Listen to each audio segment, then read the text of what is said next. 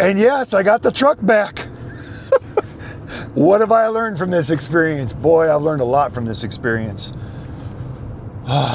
You know, first of all, Johnson Auto Plaza. If money's not a problem, guys, and you've got plenty of money, or you need your truck fixed right now, these guys are in Brighton, Colorado. They got the truck done.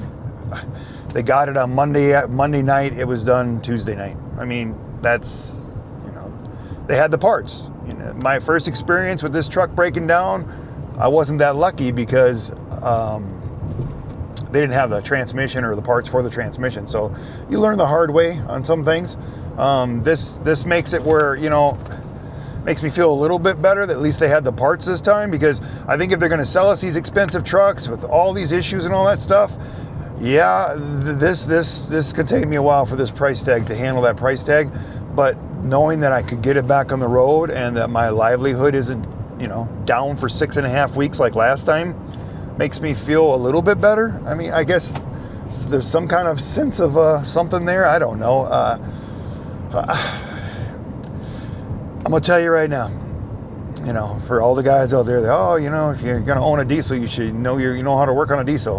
You know, a lot of us are not familiar with diesels. I mean, it's a truck. It's a brand new truck. When I bought this, I didn't plan on working on it. I didn't plan on being an RV transporter, putting all these miles and doing this in the first place. So I've learned a lot. But the next time, and this is for you new guys that just started doing this, got a truck, you know, the next time you hear a big boom and you don't see your tire gauges or your tire pressure things come on or anything like that, you probably blew that pipe off. It built up pressure and blew it off. You pull this thing over, you shut it down as fast as possible. Because the guys there told me that if I would have got that put back on somehow, some way, and not drove this, I would not have plugged all that stuff up and screwed it up even worse. So this big price tag, a lot of it's probably on me. It is, from lack of experience with that. You know, I told the guy, I said, why do you got a clamp on there that doesn't have something that I can tighten? He's made it sound like this stuff is more like it's glued on with this round stainless steel round clamp. I mean, it's just weird. It's just really weird. You think it'd have a giant hose clamp, something that I could check when I'm doing maintenance on this thing, and just, you know, when I'm overlooking things all the time, that I could go and make sure that thing is tight. It's not even got that kind of setup on there. So any of you guys out there that have come across this problem and you've put a different clamp on there and made it so you can check it all the time, because I asked him, I said, did this just happen from 173,000 miles of bouncing down, you know, the American roads? Basically, this is why this, you know, happened. You know, everybody says, you know, that I've had so many people reach out to me, but I've had guys that are hauling a big trailer, something really heavy, climbing a mountain, and that's happened. I'm in Colorado 76, flat land, pretty much going downhill the area that I was, with a little 6,000 pound trailer, maybe 65, whatever it was, I don't remember exactly, but it was under 7,000 pounds. So it wasn't like, you know, it was building a bunch of pressure up from that, at least my opinion.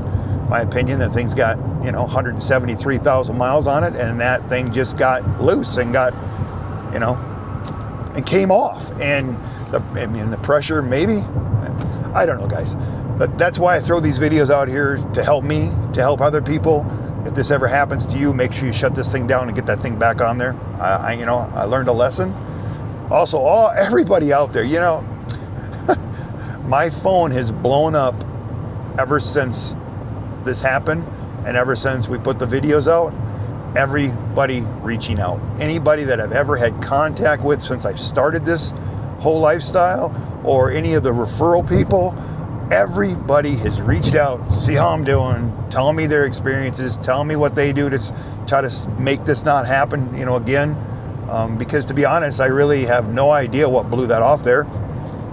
I asked him, he said 173,000 miles and just got old and came off. And you know, it's, you know how, you check your lug nuts on your wheels. You know, you check things that you're tightening all the time when you're using something. You know, you're double checking your oil filter, because sometimes they don't get it on tight enough and you get a little drip here. You're just checking stuff. And here I got this thing that's got a stupid metal clamp around it that I just can't tighten up. I don't quite understand that design. I mean, that makes no sense unless they want this to blow off. They want this problem to happen so that they can get $3,966.84. $3,966.84. Yeah, I'm still having problems swallowing that one. Maybe in a few days. I am driving the truck right now, and I'm hoping that it, you know, I'm hoping this is my breakdown for the year. Last year was the transmission. I'm hoping this year, this was the breakdown for this year. You know, you try to analyze all this stuff in your head. You know you're getting miles on it. I don't want to buy a new truck. I like this truck. My ass fits in this seat. 173,000 miles. This seat is formed to my ass. Okay, I like where my stuff is. I've got everything set up the way I want it. I don't want to buy a new truck and do all that all over again. I want 600,000 miles out of this truck, or even 1,000,000 miles, you know. If I have one breakdown a year and it costs me something like this, and I keep this truck going for that type of miles, that would be awesome. Everybody says I'm delusional. Maybe I'm a little delusional, but this is what's in my mind. You know, I've watched people, you know, leave messages on, you know, the forums and stuff like that about these trucks when I got this and was following up on everything, and people talking about that pipe blowing off and stuff like that. And I just never really paid attention to it, but I sure will pay attention to it now. And I hope you guys out there that got this truck, any of these GMCs or Chevys, and you're out here driving this thing and you're working it and you're starting to get some miles on it, that you pay attention to that thing. Maybe go in there and add a clamp to it is what I'm thinking. Something I can keep tighten on and check it from time to time. But I do know the next time I hear a big boom, it's probably not a tire. So I did learn that. I learned that. So, but my license plate is 45 minutes this way from the guys that helped me out at the tow shop and that delivered the trailer for me and got this truck. Man, what a super job. You couldn't ask for more. How fast and how great everybody was. This is just something for me to remember for a long time. I mean, next time it might not happen that way, but the guy even, you know, told me, hey, it's all checked in, I'm done, everything's good here. I remind him, hey, do you still got my license plate? He says, no, I'm glad you reminded me. I'm going to grab that. And then he's like, it'll be here at the shop. And then when he left there, he said, I got your license plate. I was so happy about that because it's, you know, this is closer to me than going where the trailer was getting delivered. So I'd have like an hour and a half journey where I got an hour journey this time. So I saved myself 30 minutes, and I'm glad about that. So I can get my license plate back, and then I can take this thing and wash it up and just go over everything. I mean, you know, whenever I have a truck at a shop, you know, sometimes I walk around it and find dings and dents and just grease and shit all over. You know, right, my initial look at this truck, I don't see any of that. I see the dirt that it had on it when it was delivered to them. So I think they did a great job so far. But you know, when we're on our way back to Indiana and getting another load and we get that next one delivered, then we'll have a better idea if they did a good job or not, or if I just, you know, threw away $3,966.84, whatever it was. But I do feel better. I feel this is like one of your children. You know, when one of your children's sick or it goes away, I mean, that's how close you get with your vehicle doing this type of work. I don't know if that sounds crazy, or other people out there tell me, does that make sense to you? Because when I don't have this truck now, I feel like I'm either missing Robin or one of my kids, or, you know, it sucks the life right out of me. And then the other thing too is when they initially told me what the problem was and what the cost was going to be, they still had to do all that stuff, then go out and drive it and test it and make sure that it didn't pull any codes or anything like that. And hopefully we were still at that level, because I was waiting for like an intercooler or something like that.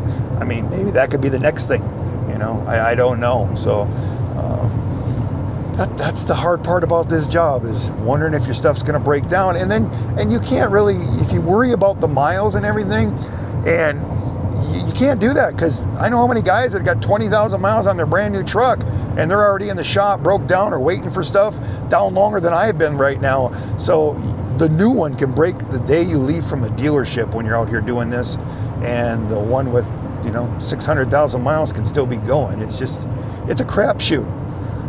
A lot of luck, a lot of chance in this whole lifestyle, But there is some rewards for it. I will tell you, the people are the only reason I still do this job.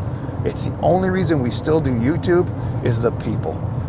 They make my life awesome. They make me feel like I'm a part of something, and I hope that me and Robin make you feel like you're a part of something, because that's what I get from this. When this stuff goes bad, it's you guys that make it all worthwhile, and I hope what we put out here makes it worthwhile for you, because I don't want you to invest everything you have and your whole livelihood, go out here and do this, and you fail, and you know, people fail at this, have to file bankruptcy, and you know, it can turn into a big deal.